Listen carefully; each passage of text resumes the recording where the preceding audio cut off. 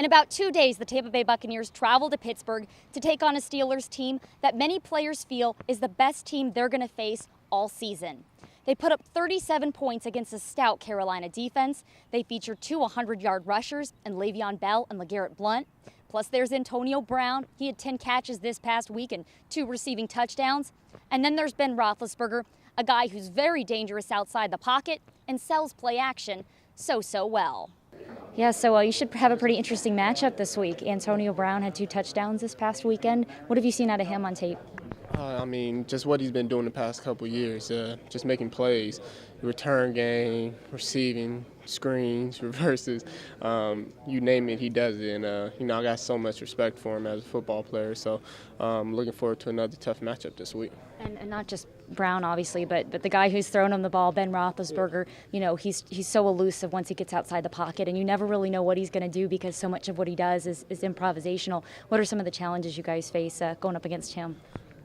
For that reason, that a lot of the stuff he does is improvising. So, I mean, it's going to be tough. We got to stay close to our guys. We got to contest the balls, and, he can roll out and throw it 70 yards down the field, or he can roll out and throw it on a dime 20 yards down the field.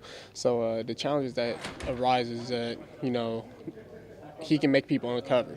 And so that's going to be a challenge for us, is just make sure that we stay on our coverage no matter what. A lot of people extend plays because they have to. He looks to extend the play, to let his guys get open.